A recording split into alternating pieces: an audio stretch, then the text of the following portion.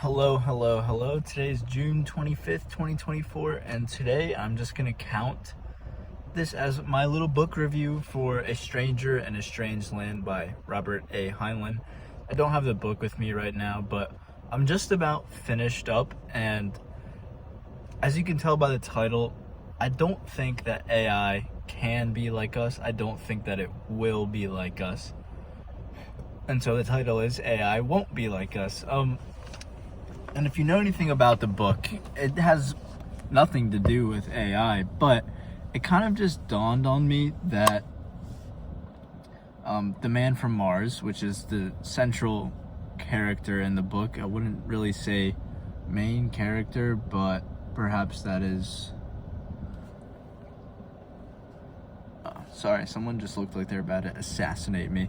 But yeah, he's the man from Mars. Michael is a man from Mars, and that's what the book is focused on. And he comes to Earth, and it's not really just explained why, but he comes to Earth and he starts to learn the ways of us humans. And he is a human. He's not a true Martian per se. I think Martians are, at least the old ones that are in the book, are like bodiless beings, but that's besides the point. What I really want to talk about is how Mike comes to Earth, and throughout the course of the book, which this is spoilers, but throughout the course of the book, he learns our ways, and I think that the people around him start to feel as if he's becoming more and more human, but throughout the book,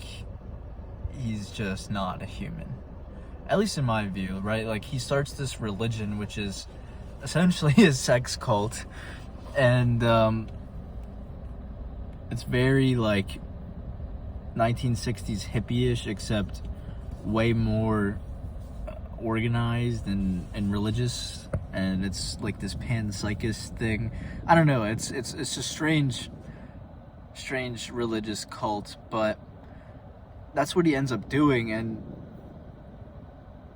it feels as if, like, what Heinlein is really saying is that what makes us human is just what makes us human. Like, I don't really know how else to describe it, but what I can say is Mike, throughout the course of the book, I keep saying, but he seems to be becoming more and more human, but he never laughs, and that's like what his mentor is worried about for a good chunk of time. And he eventually laughs when he has, like, it almost is like a psychotic breakdown. Mike is at the zoo, and he watched these monkeys. I forget which specifically it is, if it's like a chimpanzee and an orangutan, I forget, but he watches a monkey get bullied and then take retribution on another monkey, and he starts to laugh, and he takes this, what I would say, pretty cynical approach to asserting why humans laugh, which is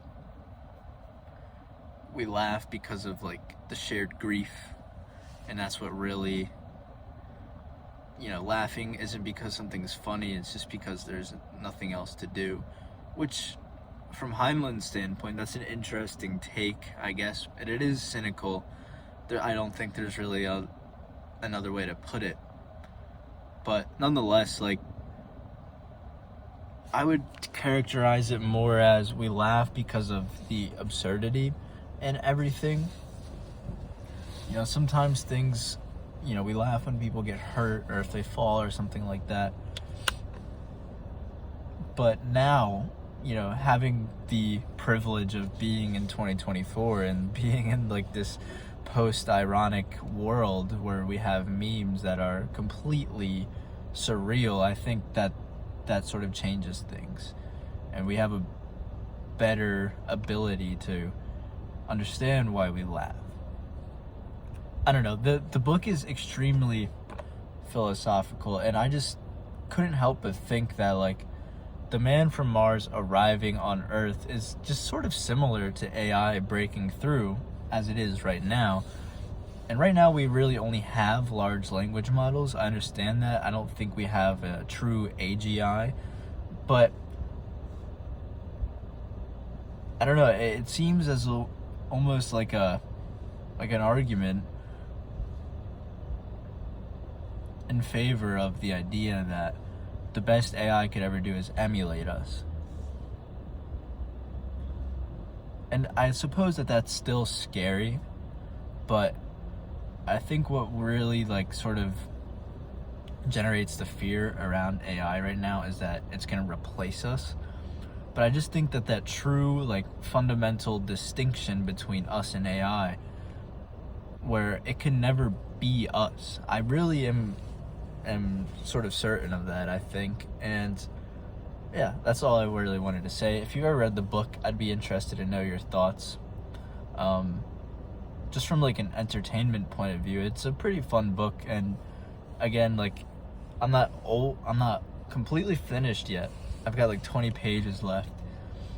But if something happens to the point where Mike truly becomes human, then I guess I'll make a little follow-up video. But yeah, there's that. I think it's been 2 days since I made my last video, and not much has changed since I last made that. The next book I'm gonna read is Zorba the Greek. I forget the author's name, but I just picked it up sort of on a whim because I saw a quote from the author where he's talking about how many things he's dealt with and yet he's still standing, and I was like, that's pretty cool, so I'm gonna read him. But yeah, I think that's really all I've got. Today's been relatively hectic. Cleaned some houses, then I went door to door for my internship on the campaign trail, and now I'm about to hit the gym, and then I've got work after that. So not much going on, just keeping my head down. Yeah, that's where I'm gonna leave it, so that this video is just a tad bit concise. I hope y'all are having a great week and continue to do so. Peace and love.